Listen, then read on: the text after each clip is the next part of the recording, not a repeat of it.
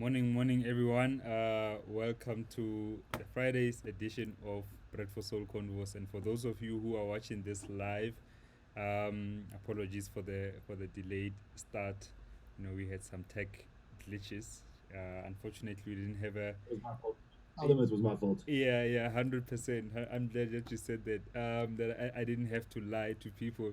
Anyway, the guy you just saw there is my guest today, Ryan Megatroid, DJ, producer. Not so much of a DJ, but more of a producer, and just a super, skillful guy when it comes to production.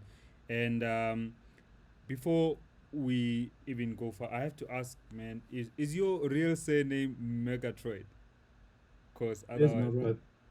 really, That's my real name, dog.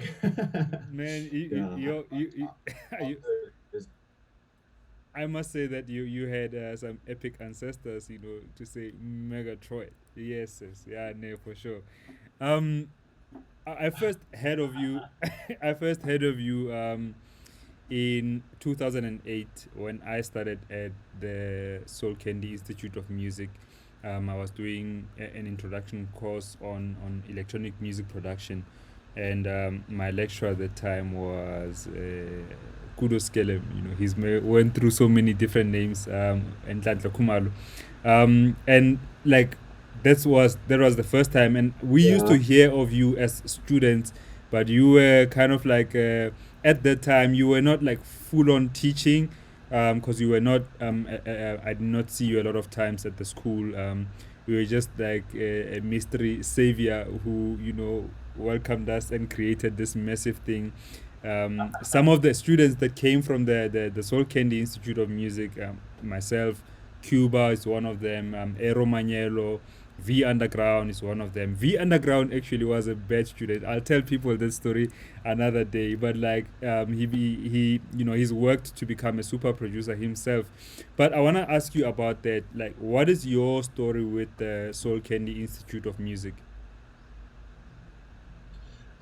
Sure, man. It's a long story. So basically, when Soul Candy was in its like heyday as a label, they were playing with the idea of possibly starting a school, just more of a DJ school. And at that time, I was already producing professionally, and word got around to me that they were looking at doing this. And I said, hey, I'll come in and I'll start it for you. I'll set up a little computer with Reason on, and I'll write a course, and maybe we'll go one student by one student. I don't know if you know Mondli. Yes. He's also an old school DJ. He was my first. But anyway, man, and yeah, it just grew exponentially, really quickly. We were not expecting it to do what it did. Eventually, we had like 500, 600 students a year, and hundreds of people at one campus, and a big international chain of these schools, which has been a really cool experience. I don't have time to be that involved, but I am still the educational director, so I still write all the courses and quality. So yeah. Yeah. The internet is a bit failing us a bit there, but let's hope that it gets better as we go. And just talking about Soul Candy Institute of Music, and one of the guys that I mentioned, Kudos Kelem, and Ero Maniello as well, who you've recently released on your label.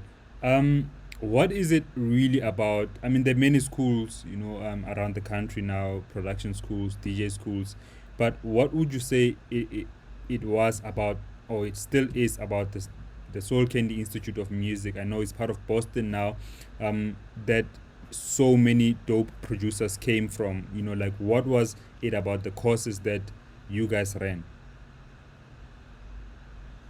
Well, I think honestly, it's because we focus on music theory. Like we're the only school that had that teaches music theory, and I'm very passionate. Like I was never trained as a pianist or anything, so I had to self-teach myself music theory, like from someone who knew absolutely nothing, and it was very intimidating. So I developed a passion for that, for teaching people how to understand harmonics and melodics with no previous experience. And I think that's why you're hearing so many of our students are writing world class music, because we're really quite strict about music theory, about a disciplined approach to production. Yeah. I'm very relaxed now, but I'm quite an intense lecturer. You know, I expect a lot from my students, and I push them very hard, and that's because I know how high the level is internationally. If you want to get into this game, but that's why we produce students like Aero Man, who's playing Fusion Festival in Berlin, and traveling all over the world, releasing on great labels because the standard's very high. But yeah, I think it's all about the music theory. I think a lot of other courses are maybe a bit unstructured. No, not to say anything negative about anything or anyone, but maybe it's just more about our common man or making beats on a drum machine. Yeah.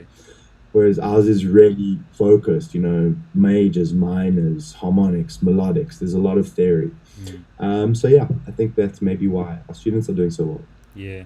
And I mean, I have to ask this before we carry on about the music while we're still on the SCIM topic.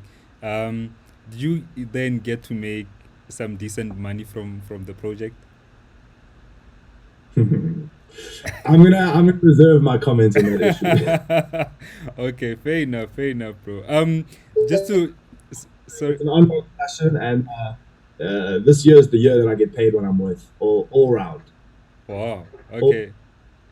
yeah, but it's good, man. There's a lot of love there. I'm not. It's certainly not something that I got into for the money. Put it Sure. that way. No, I mean I like got into it. sure. But it's still work at the end of the day, like and when it comes to schools, when when it comes to schools though, you guys really were right at the beginning, especially of doing some like you were saying, bridging formal music theory what without making it like too hectic, but still getting through important information, educational information, and fusing that with electronic music education, if I may put it like that. And you guys spearheaded that quite early in the day. When I started, the school was still in Rosebank. That was my first year before moving to downtown, just after the Pyramid Studios. And man, that was a long walk, I must say, from downtown going to, I can't remember the name of the place, but on Ilo Street. Yes, what a walk. Anyway, I have to like track back. Sorry, you were saying? No, no, just I remember that campus. It was a very awkward campus, that one. Yeah, yeah, it was. It Sorry, was. what were you saying, No, man? no, I wanted to track back a bit with regards to your earliest memories of music. When did you actually start play? What were you listening to as a kid? Just in the house. And when did you start playing keyboard and how? Okay. Well, it's funny because I was doing this interview for like a UK magazine yesterday, and they're always trying to say, so like, where do you belong? Is it Afro house? Is it techno? Is it melodic techno? Is it down tempo? And I was kind of just saying that's what I am, man. I'm the day walker. I've got equal influences from Miriam Makeba as I do from German techno, 50-50 down the middle. I'm influenced by everything. So like obviously as a young kid, I'd never been exposed to like the black side of house music, and even I'm talking like Louis Vega or Frankie Knuckles or all of these classic producers, and it kind of used to be that deep was a black thing, and then like EDM was a white thing. That's how it was in the early days. Mm. So I'd never had any exposure to house music until maybe 15, 16 years old. Before that, it was all EDM, like trance. And I liked it all. I liked all styles of electronic music always. And then yeah, I started playing vinyl when I was 15, and I played all the way through high school. And there was no software available to make music when I was in school. It only came out. The first version of Reason, for example, came out when I was in matric. So I was actually working for Samsung selling photocopiers, and it was a terrible job. I hated it. And I was like a waiter. I did all kinds of dodgy things to try and feed myself. And then this program came out that you could make music on, and I swear to God, I got that program. I used it for 6 hours, and I quit my job, and I never went back. Damn. That's literally the story, man. The second that that software came out, I was doing 18 hours a day in it. I just was obsessed from the word go, and had not one thing has changed. I'm still Mm, obsessed. mm. So yeah. Yeah, man. I love that, like, that you mentioned that point, because I was the same. I mean, kind of still the same. I mean, I've been putting a lot of focus on this show particularly, but when I started learning about reason and just learning how to actually bounce a loop of my shitty drums, I felt like, okay, I could actually spend a third of my day, I mean, like 3/3 of my day doing this thing and learning different production techniques, different ways of doing stuff. And I think that on its own is such an underrated thing. The kind of time, the amount of time that you need to be spending in studio learning stuff for you to become one of the best. It doesn't just happen. When we listen to people like Ed Jazz, or we listen to people like Solomon, in the electronic scene, or Jimstar, whoever it may be, the guys that really push the envelope with regards to production techniques, nobody really gets there overnight. You really need to be grinding and spending time doing this thing.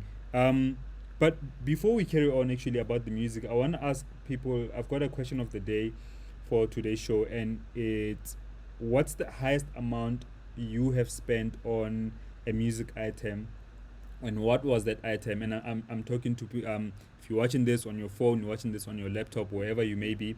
I need, yeah, please put the answers in the comment section. We will play out your answers in a bit towards the end of the show.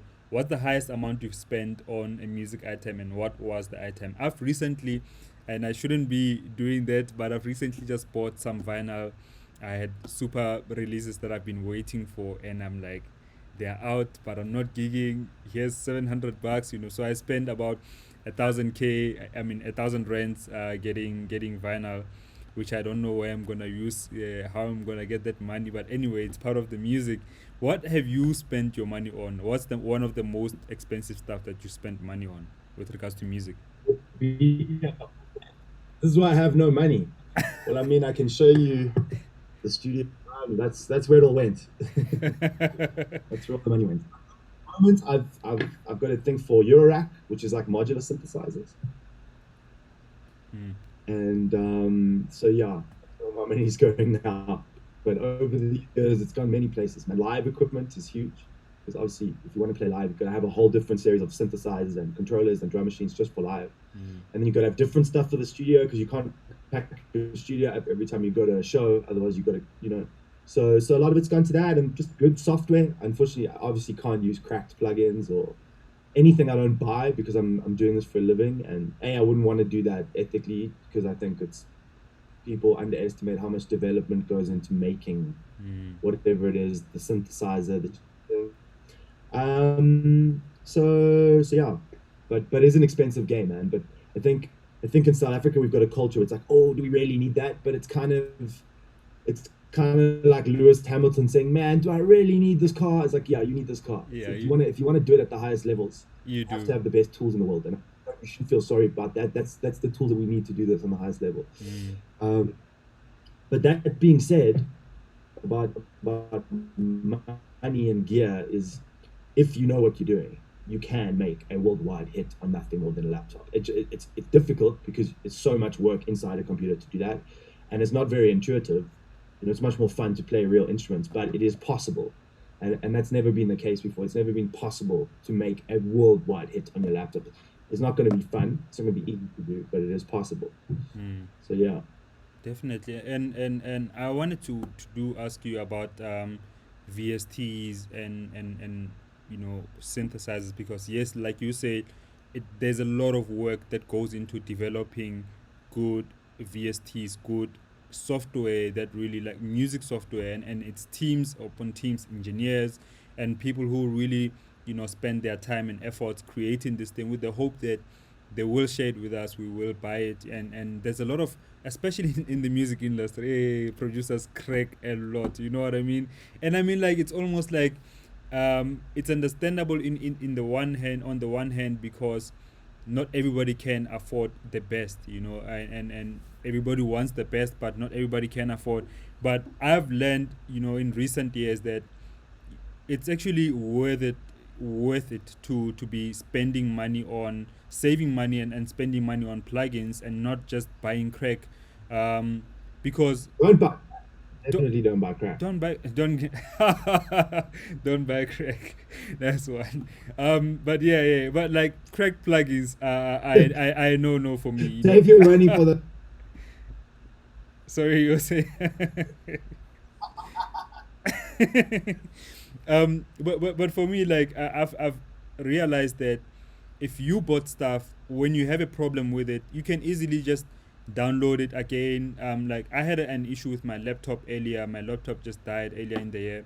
I had to get a replacement laptop, and it's easiest plugging and going because I bought the stuff legally. I just go on the site, download what I need to download, and I'm set up. I don't need to Yeah. be, you know, Starting out, you start a producer, go use crack software. Just don't make money from it. There's nothing wrong with testing out a crack. Honestly, I did it. Everybody did it, but just sure. don't make money from it. That's when you take in the piss. If you're charging 10,000 rand an hour and you're still using cracked Fruity Loops, well then it's not good karma. True. But yeah, it is. I don't think that even a manufacturer would object to some kid in Ikasi who's downloading a crack plugin. If that kid in 5 years is going to be a serious producer, he's buying gear for the studio. It's an evolution, and obviously software companies also need to wake up and start working with this African market because the way that software and hardware is priced, it doesn't work in this market. And I believe that companies like Ableton and Native Instruments should have development programs that are aimed specifically at Africa. And obviously, that's also what I'm trying to do on the educational side. Broker deals with Ableton and Native Instruments and get them onto this continent at a price point that's actually effective, and that we can incentivize someone who make so yeah. No, I feel That's the deal. yeah. I feel you with that, Yeah. man, and it's similar There are a to. lot-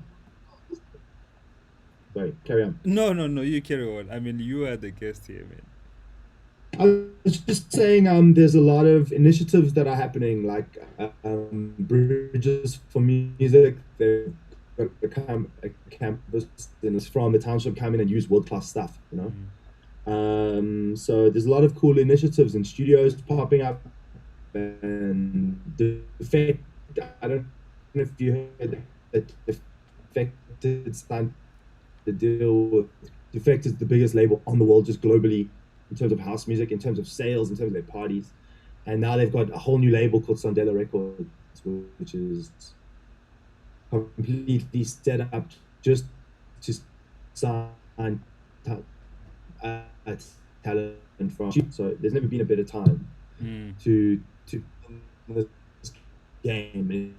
If you're not learning, you're lying to yourself. You're making excuses. It's true. That's what I think this art form deserves respect, and I think you have to realize how high the level is, how good people are. And what I hear, I want to get to, like, where Euphonic is, man. I want that Rolls Royce or whatever, which is like, if you get into this game with that attitude, you are done. I promise you. Like, Sure. especially because they already did that. Euphonic already did that. Coffee's already had his story. So now you need your story, and it's got to be a unique story. And it can't be the same as Black Coffee or the same as Tembo or the same as anyone else who's already made it with their story. It's going to be your story. But yeah, if you're getting in it for the chicks and the money, you're in for a whole of a lot of that. So yeah. Yeah, man. I'm just like, not chuffed about my internet speeds this morning, but anyway, I'm getting the gist of it, and I hope that people out there are getting it too, because it keeps on like dragging a bit.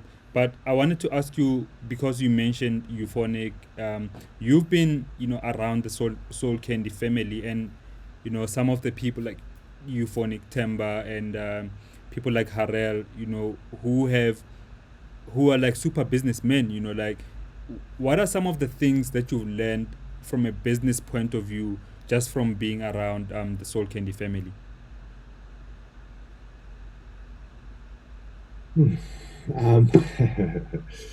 Um, yeah, man. I think firstly, I think creatives are very bad at business because they love what they do. So, if someone phones me and says, "Man, do you want to do this project?" and I really want to do it, automatically I feel like I should take less money because I love what I do. Whereas people who hate what they do feel completely justified in terms of asking money for what they do. If I really don't want to do something, I'll say, "Hey, man, give me 50 grand to do it." But if I want to play your show, I'll probably play your show for 5 grand. Mm. So, but you can also be your own worst enemy because you need to establish a worth for for your trade. If you're filling a venue with 1,000 people and you're getting paid 10,000 rand for your performance, you know you're getting snaked. So I think that's what I learned is you gotta have value in your craft, and you got to actually look at the business side and say, hey man, I sold 2,000 tickets today, or of the 2,000 people here, I sold 400 of these tickets, and so I need to get paid. Mm. But Mm. also that time will come for that. You got to earn your place. Mm. At the and then you got to stay consistent, because I think that's the biggest second biggest danger is young kid finds like a sound, like a fluke sound, not a fluke sound. They find one sound, you know, Mm. and now there's all this hype around them, and everyone's like, oh cool, they've got the sound, but can you do anything else but that sound? Because I think that's what's made me sort of sustainable is I've done Afro house, I've done electro, I did Crazy White Boy, which was pop, Afro pop for many years. Mm. I've done releases on Defected, I've done releases on almost every genre, and that's the only reason why I've been able to survive for so long without selling my soul, is versatility Mm. and adaptability as well. And that's what we look for in artists. You know, like Aero's been around for ages, but I didn't want to sign him until I thought he had found that groove. Like Aero had hype 5 years ago. People were Mm. saying, "Oh, he's cool, young black dude, super talented," and of course, I know all those things because he's one of my students. He's a good friend, but I just said, "Man, he's not ready. He's got to find that groove." And then, like last year, he found that groove, and now it's not just a talented African artist. It's a talented African artist who's been in the game for 6, 7 years, developing. They've played their stuff out on Function One, Turbo Sound, and they've heard shit. The mix isn't right. I got to go back to the studio. Mm. That's the process I look for. That people are committed to development, Mm. um, and they keep getting better. Because any kid can find a little sound in Fruity Loops, you know, and make that sound for 6 months and play a few gigs. But then what happens after that? Like, do you develop? Do you adapt? Mm. Mm. Bruh, that resonates so much with me, because longevity is something that's almost underrated in our industry. Because when we see artists, as aspiring artists, when we see like established artists, we feel like, oh, I want to do this, this is so cool, like without really realizing, yes, you want to do this, but this person didn't start yesterday, they didn't start 2 years ago, they've been at it, and being consistent is something that, like, consistency is like thrown so easily, nowadays, when people, you're so consistent, but like really it takes work to be doing something, to be grinding for years, and whether it works or not, but knowing that, having the faith that at least there is some kind of progression to your artistry, as your career as an artist, whether it might not be financial success, it might not be like popularity, but within your artistry, the music, you can see progress. Like if I listen to my stuff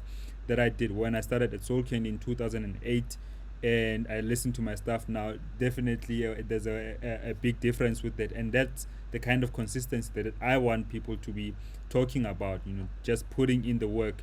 And because you mentioned Crazy White Boy, I wanted to ask you about it. The project was like, you guys did smashing hits, but it sounded like you were doing a bridge between electronic music and what Afro pop, for lack of a better word, like something that resonates with South Africa, but still heavy on the electronic side of things. Was that the main aim of the Duo project?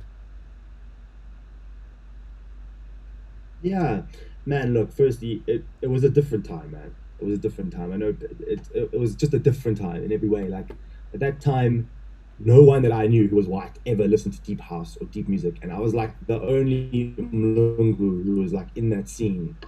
And like the crazy white boy thing came from, it was a joke that my students used to make. Oh, this white boy's crazy, he's making deep house, and it was a lighthearted. I mean, I made one track with Costa, obviously my partner. It was both of us. And he was like the only other Mlungu at the whole Soul Candy school at one point. And so they used to like make jokes, and it was funny, man. It was in good spirits. It was lighthearted and fun. And I thought that we could bring a different production aesthetic as people would be making, European styles, and do something fresh in the Afro space. We actually, when we made Love You Better, it was a complete joke. Even the words were a joke. Like we're like, let's just write the cheesiest thing that we can write. And we never expected it to be anything. Never mind a hit. And it was an awesome period. Um, it was a very long period. It went on for 6 or 7 years. We were touring all the time, and I think eventually we wanted to go more artistically beyond that. We wanted to make it more forward thinking, and we wanted to introduce all the things that we were learning as producers. And it was kind of capped in what we could do with that alias on production. We always had to sort of not dumb it down, but sort of meet the common denominator, like make stuff very accessible. And that's my soul just sort of fell out of love with making such accessible music. I wanted to push forward on the underground, and I really wanted to be respected like Adam Port and the greats, the great underground pioneers. I think I've worked hard enough to do that, and that was the decision to move away from that and sort of rebrand as myself, underground. And of course, the first record I did on Swoon was actually with the guy from Crazy White Boys, with Kostaki. So we still work together. We're still putting out fire. It's just a different flavor. And, you got to trust yourself a lot to walk away from something that big. And obviously all the managers and everyone was like, you're crazy. You got a good thing going on here.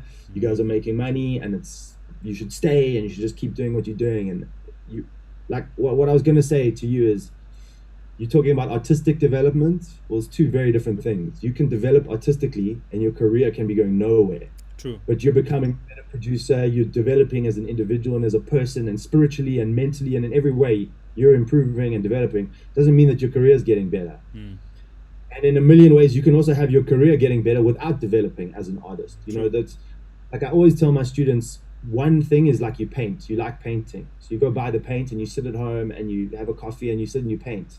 That's being an artist.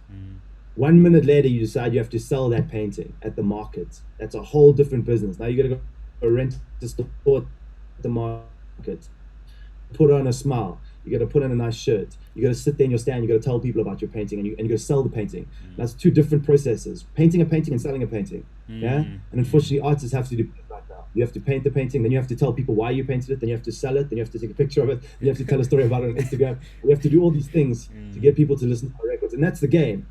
But it's complicated, and it's a lot having to push your own music. But what I was saying is, if you're in it for the personal development, which is the true reward of being an artist, because you'll see whatever you think you want a Sama, you're going to get a Sama eventually, but is it going to make you happy, or a number one, or whatever it is? You've got to be in it for the artistic satisfaction. Because when I go to bed at night, if I've had a good day in the studio, I've had a good day, period. Doesn't matter if my bank account's full or empty, or I got shows or I don't have shows, or it doesn't matter. I'm truly in it to have the experience of the music making. And it almost gets a bit philosophical, because what is success? Is success getting better as an artist, or success getting better on your career? And hopefully we find a balance where you can improve spiritually, artistically, intellectually, and also be financially stable enough. Yeah, So, yeah. I think definitely the balance of it. But if you- they're all very authentic, I think, especially in the underground. Yeah, and that's all I want to say. Sorry. Yeah, carry on. no, cool, man. Thank you for bringing that up as well. Like, because it's such a easily missable point that you just made.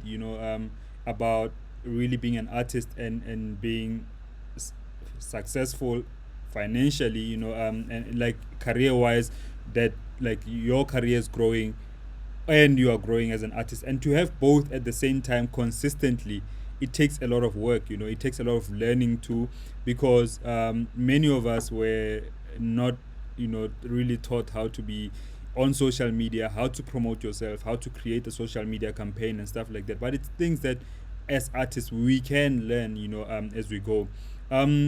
Because like I want to ask you about your solo project. Now in 2014 you started doing it again, releasing songs on your own. You released on Defected, a label that you mentioned, and also became an artist on the German stable Get Physical. And you've always been somewhat connected to, or let me ask you, have you always been somewhat connected to the European market? And were you actively looking towards that market for yourself as an artist? I know, well, to be honest, I was releasing in Europe in like 2004, man. Yeah. In 2007, I had a track on, which was like BBC. When I was like just out of high school, I had a release in the UK on Toolroom and CR2 Records, a whole bunch of stuff. But I hadn't found my footing. It was still very confused, like as where what I was going to make and what I was going to do. Um, and then yeah, I took a few years off to focus, not focus on. I just wasn't writing European flavored music. I sort of fell out of love with like the pumping European thing, Mm. and so it was only like in late. I went to Ibiza and I saw Solomon play in 2012, and it just like I'd always loved deep music, but I'd never heard deep music in Europe, like 120 BPM deep house in Yeah. Europe, and I just lost my shit. I was like, this is it. This is it. Like, if I can make deep, sort of half African influence stuff, but with that European flavor, I'm done. Like that's what I'm gonna do. And that's when I came home and I wrote Bantuana's Piano, which I think is the sort of like defining relaunch of my career. And again, man, like Bantuana's Piano, man, did not make 1 cent. I don't think I've ever even been sent a royalty statement for Bantuana's Piano. Like, it's not something that I'm ever going to get rich from, but like the satisfaction of finishing a work like that, for me, I'm still satisfied 8 years later from finishing that song. Mm. So who cares? I mean, I think it's had like 100,000 streams since it was released. Yeah. It's not, but in terms of how many people have come up to me and said, man, I had a connection with that song. Like I cried to that song, or I drove to that song, or like it got me through my breakup. Whatever the story is, man, that's satisfaction. That's the different level. So, Mm. but anyway, yeah, and then the defect thing happened, and then I released on Get Physical, and then everyone was like, oh, I do African, I do Afro house, deep house, and I do sometimes Bantuana's Piano, E Kalimba, they're all African, but then I spent the next 2 years trying to do that again, and just in the worst creative block. Just I wasn't in a good place in my life. I was living in Cape Town. I was like, there were a whole bunch of things in my personal life that weren't working, Mm. and and I was really struggling, man, to write something better than Kalimba. In fact, it went on for 3 years that I didn't finish a single song. I was in a really bad place. And then I found my groove again. I moved back to Joburg. I got a good team, and I just found a new sound that I love, and moved away from the African stuff for a while. So almost 2 years I didn't write anything African, just writing like more pumping stuff, but still soulful. Mm. And now I'm on this Afro tip again, but like I've come back to it with a new love. I've just got Wuma out, which is out today, and another track on Get Physical next month featuring Sobantuana, called Kuzega. So yeah, I'm back. Let's see what goes on. But right now, I think you don't have to go for Europe, because I think African artists are just, like I said in this interview yesterday, that I think in the next 5 years, at least 5 to 10 people on the top 100 list will be African based. Coffee's already on there. Kulo's on his way. I definitely to make my mark on there. And then now we got the new generation, like Blanca Mazimela. We got Bruce Loco. There's all these dudes coming up. Aero, Kasusa. Mm. Lemon and Herb. It's only a matter of time. And also, I think like African artists, people have labels and they're sending each other promos and they're booking each other. There's like a lot of love going on right now Mm. in amongst the true lovers scene, which I think is cool. That's what we need, man. It's This industry is big enough. Like if you just look at comedy and what like Joe Rogan and those guys have done with comedy, it's such a nice scene because they're all supporting each other. They're saying good things about each other. They're reviewing each other's work, and it turns into like this family. And I think that's what we need, Mm. like around the world, but particularly in South Africa, where you have these little factions of people. Mm. Anyway, I'm on the rant. You can't get me to stop talking now. Hey, bruh, it's cool. It's cool. I love it. And just getting on that topic again, I wanted to ask you about you played at Black Coffee's residencies at Shimi Beach, but more importantly at High in Ibiza. How was it? Well, firstly, how did you guys connect with Black Coffee?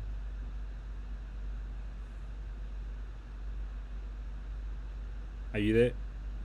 I'm mad at this. Yeah, I'm here. Can you Okay. hear me? Yeah, I can hear you. Uh, Obviously, I've known Nati for years. We've been around the scene. It's back when him and I were doing it back in the day. There was no one else in the scene, really. There were like 10 people in the whole scene. So obviously, I knew him from there. He's had this relationship with Soul Candy through the years, and I had running the schools and working on a couple of projects that he was involved in. So we've just known each other through the years, and I think he also he liked me sort of being the day walker, which is that I can play Afro, but it's not strict Afro. I've got lots of other influences I can bring. So yeah, the high thing was fucking crazy because I missed my flight. I didn't check my visa, idiot. So like I packed my bags, I had all the fucking synthesizers, and then I got to the airport and they're like, "Sir, you don't have a visa."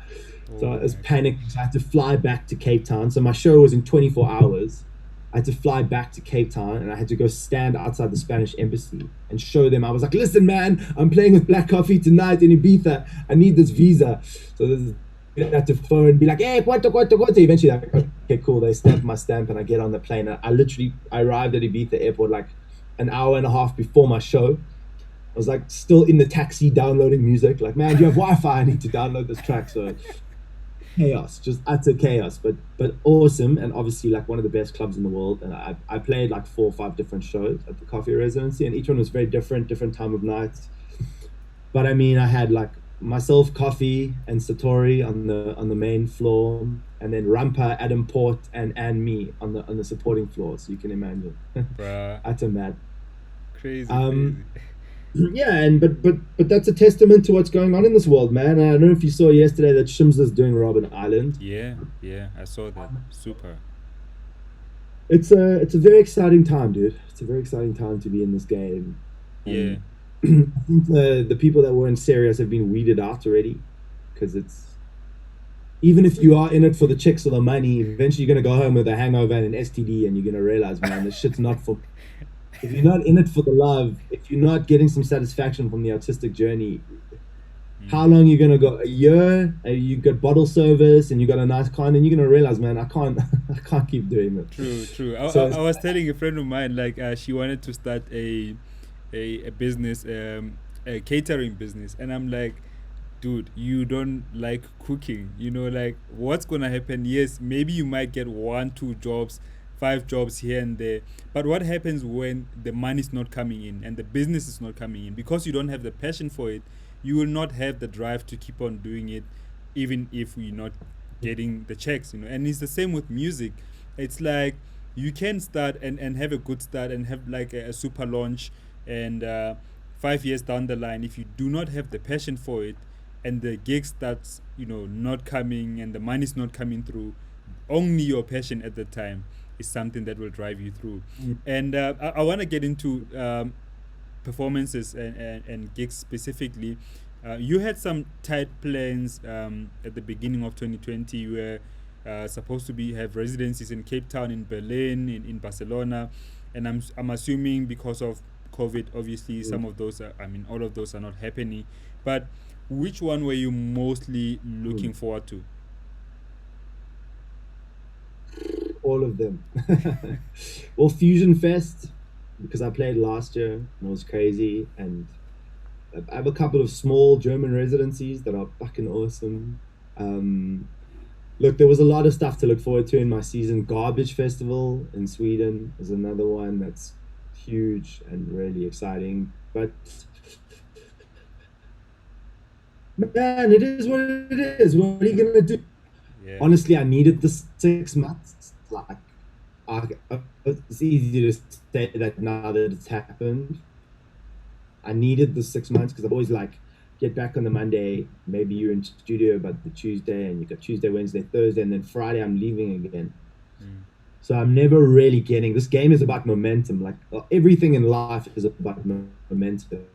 Whether you're trying to get good nutrition, everything is about momentum. So Mm. and that was always getting broken, like the momentum of my creative Mm. process. Um, and you're working on something on Thursday and you say, "I'll go to leave tomorrow, but I'll just come back on Tuesday and I'll finish this up." You're in a completely different headspace when you come Mm. back. Mm. So right now I've had like, I don't know, I think 110 consecutive days in studio, just every single day. And Mm. not just every day, but at the same time every day. Like I'm in here at 7 a.m. every day. And then I have my break at the same time, and I'm doing like 14 to 18 hours a day every day for Mm. 4 months. So like I think I've improved technically and musically more in the last 4 months than I had in the last 4 years, because it's like a fight camp for music. And that's kind of how we think about our team. I take a lot of influence from martial arts and the philosophy of martial arts, and my team often speaks about this being like a martial arts camp for music, because every single day it's like we're very disciplined in what we do. Mm. So the lockdown has given me even more opportunity to be more disciplined and to not have any disruptions, not to my sleep, not to my mental things. I'm not socializing with anyone. Mm. For me, it's heaven because I'm an antisocial motherfucker. So I love it. But yeah, of course, from a gigs perspective, I think it's also like a lot of people in electronic music are on this pity party right now. Oh shit, we don't have gigs, we don't have this, and it's man, we had it good for a long time, and Mm. this is a little break. And I'm not that doesn't mean I don't have empathy for anyone whose lives been affected and money's been affected, but we can't just restart the industry because we're sad because we don't have shows. Mm. Mm. We can't. It's not even worth entertaining it. Whatever sadness you feel, it's not happening this Mm. year. Mm. So hopefully we have a giant scene next year, and if we don't, then you know we're gonna have to reinvent this whole thing from the ground up. Which I keep my mind open to the fact that it may never go back to normal. Mm. Um, and that, to be honest, it wouldn't. Of course, it would change my financial thing because I make a whole bunch of my money from performing, but would not change my passion, would not change my conviction, would not change the way that I spend my days one bit. I would be in here for 14 hours a day, whether there was a show tomorrow or never again, Mm. because like I'm in here to make the music. Sure. We will find a way, and electronic music will survive. But I have no idea how it's going to look. It's just a Yeah. very interesting time. Yeah, it Yeah, is. I mean, nobody does, and that's what I mostly like about it, because nobody really has the plan. Nobody knows what's happening. All of us are just trying stuff out. This show in particular, this is something that I started doing in 2 years ago. I was trying it out 2 years ago. I did 3 interviews, and it wasn't working. And if it wasn't for this period, I probably would have never found the motivation to do it the way I'm doing it, to do it as a daily show, and the reach of it has become much more than I have ever anticipated. People are reaching out to me and just letting me know the impact that the show has, because it's knowledge that it's not easily accessible on a daily platform, from different people, from different kinds of people, not only artists but also club owners, lawyers, people who are running festivals, who are running small events, large events, and different, and everything else in between.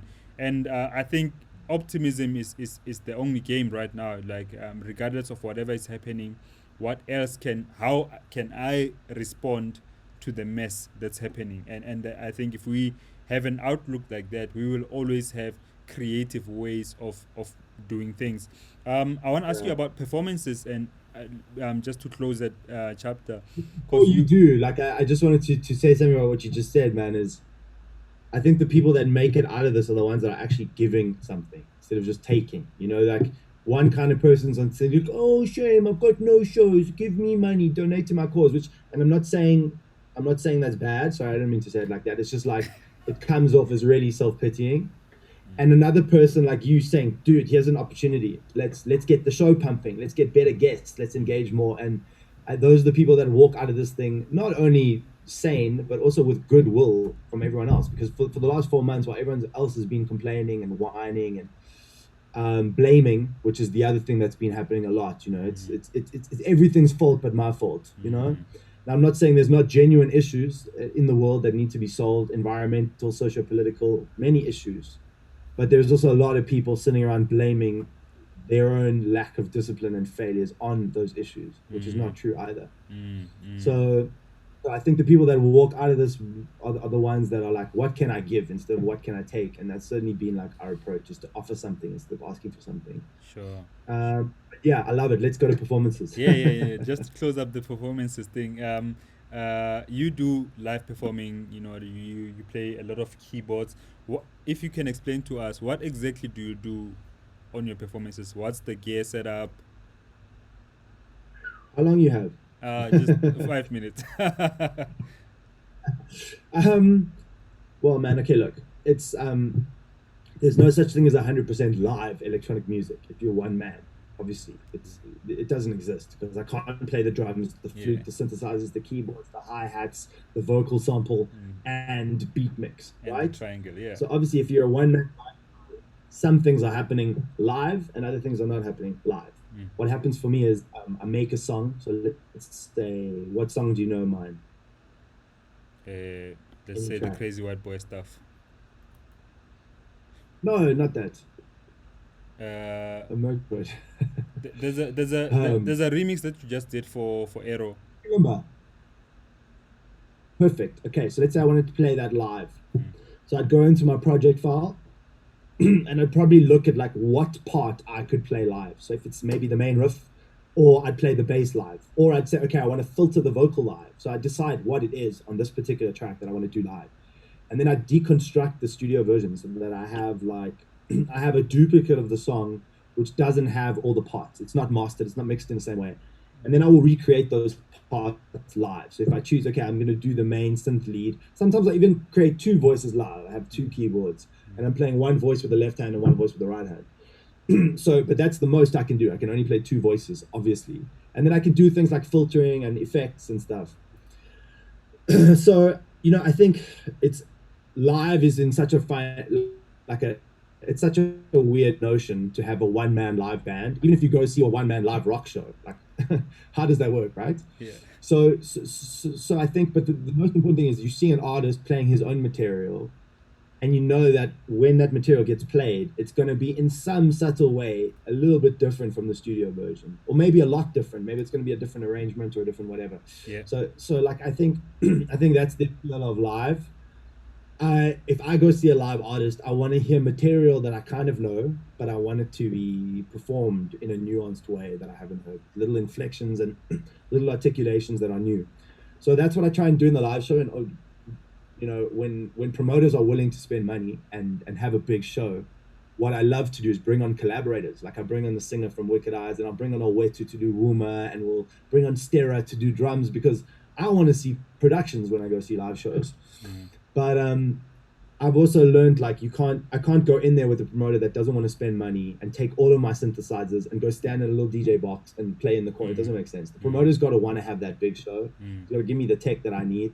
And obviously that's the appeal of playing in Europe, is that the tech budgets are huge. So if I go do a night at High Ibiza, I can say, hey man, I want 20,000 euros. I want dancers. I want a stage that's purple. It's going to levitate. I want a fucking magician, whatever I want.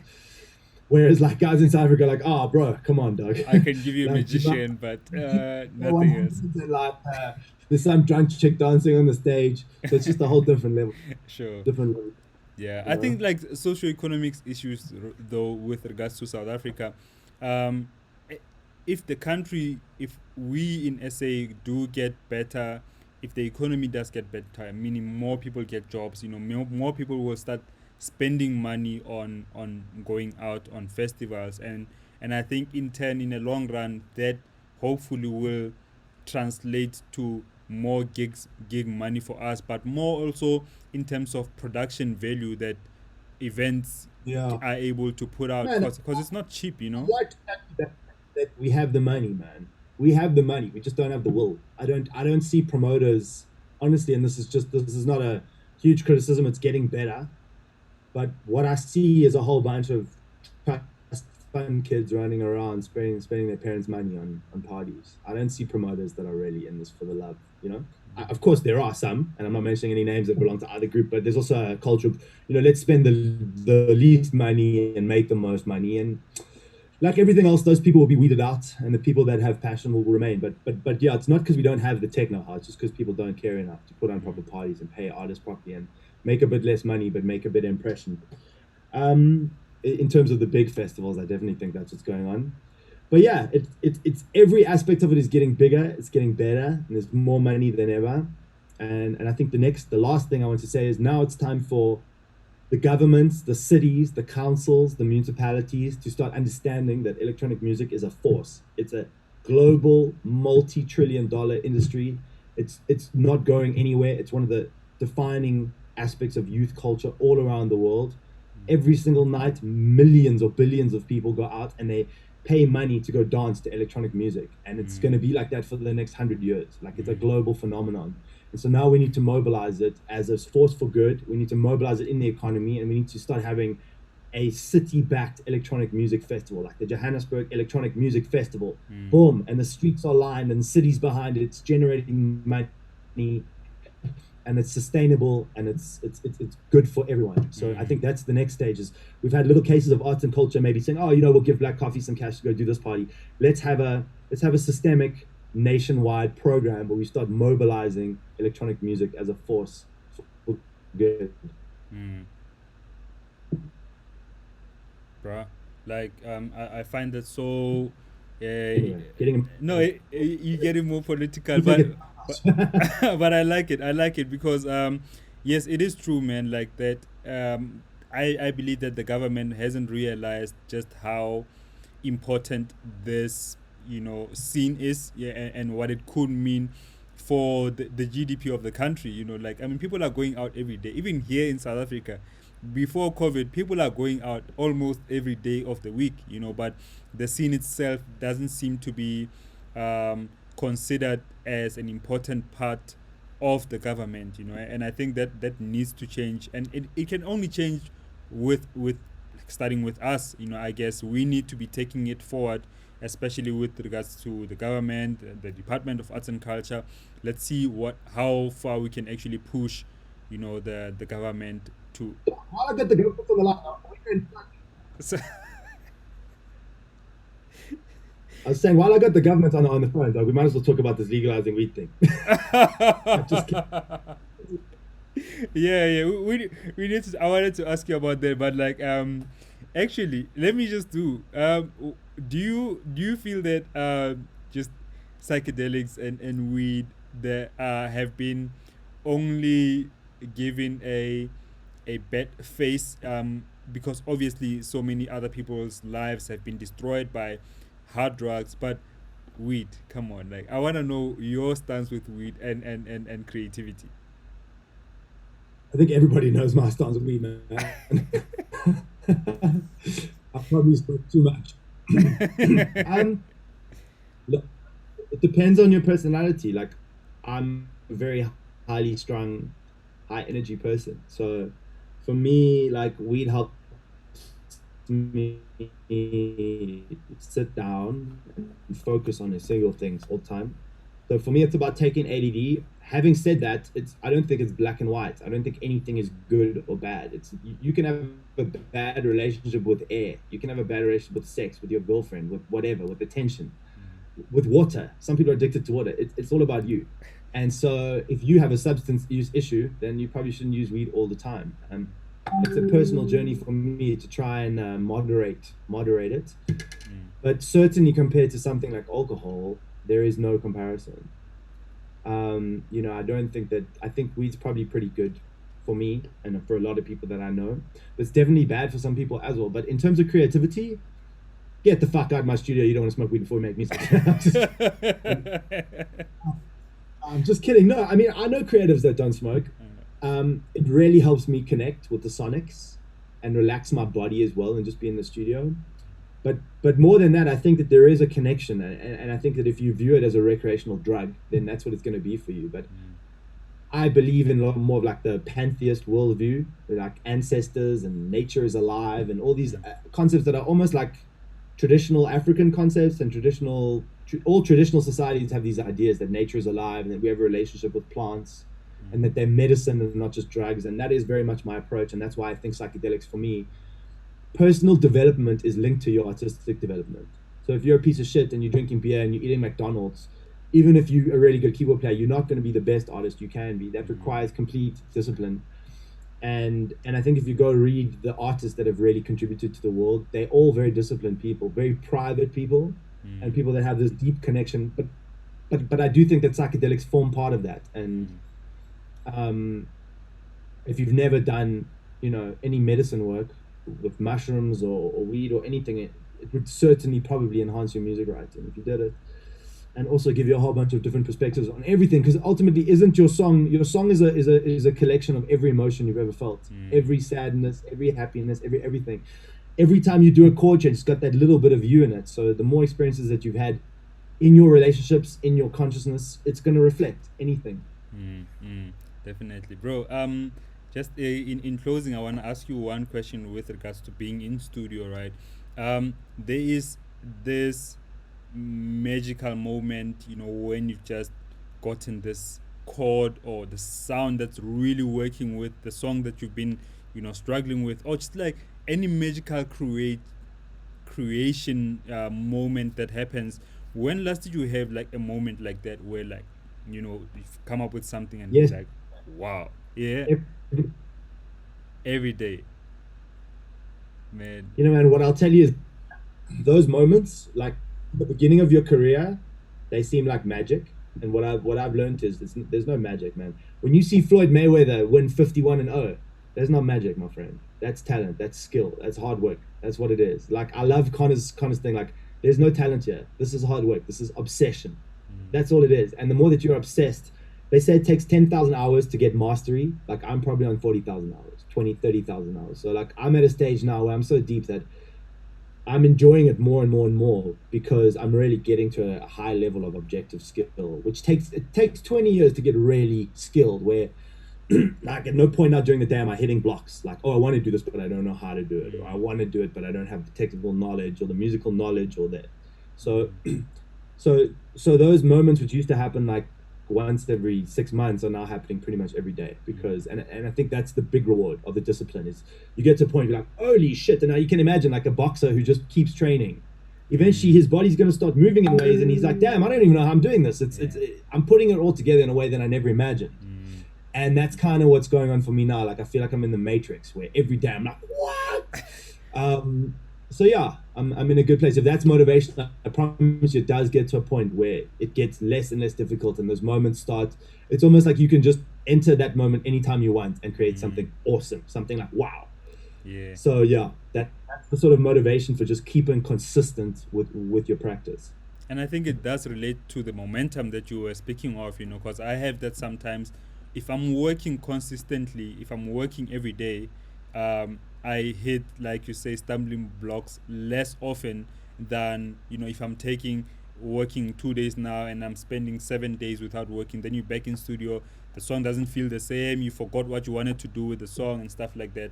I do definitely resonate with what you were saying. But man, just I want to say, with regards to the work that you have put in as an artist, but also more importantly, without like really just putting more emphasis on the school, and the foundation of the school and the amount of artists that have come through the Soul Candy Institute of Music. That's like a massive input that you have created. I mean, it's not you alone, but just you being a part of that. I want to say really thank you for that, brother. Thank you so much, guys. If you want to learn more about music production, firstly, I have a Patreon where I do weekly classes, and it's very cool. It's an awesome community. Like it's like 10 rand a month to be on my Patreon or something. The minimum entry fee, it's like 10 rand a month, which is like you can't even buy a loose cigarette for that. And we have this awesome community of people that's super focused. If you're looking for somewhere to improve your skill set, it's not because I'm giving you a sales pitch, it's the honest truth. There is no community on earth like my Patreon. I have such an awesome group of people on there, and they're all committed, disciplined students of the game. So yeah, if you can go study at a full course in Soul Candy, wonderful. But for a lot of people who are working and they just want to dip their toes in, or they're looking for like to have a mentor that's going to say, hey man, do this, do that, or here's an exercise. That is basically what my Patreon is about. It's a mentorship program where I basically become your personal mentor. It's a very small group, and I love doing it. So check it out, Patreon.com/Ryan MURGATROYD. This has been a cool interview, man. I'm really happy for you, and I think the show is going to go amazing places. I personally am happy that this lockdown thing happened and you're so focused on this because we need this more of these discussions. True. Yeah, you did a good job, man. Thank you, brother, and thank you for spending your time. I do though want to talk to you. Probably we should be talking after the interview about the school. Actually, let's talk after the interview. Guys, if you were watching this, thank you for watching. Please tag somebody in the comment section who might learn from it, who might enjoy the conversation. And secondly, please share the video so that more people can see it, more people can learn from our experiences and our knowledge. That's how we learn, by teaching one another, by sharing experiences with one another. And it's been a fruitful week for me personally, and I'm looking forward to the following week too. Let's remember to stay creative. Peace out.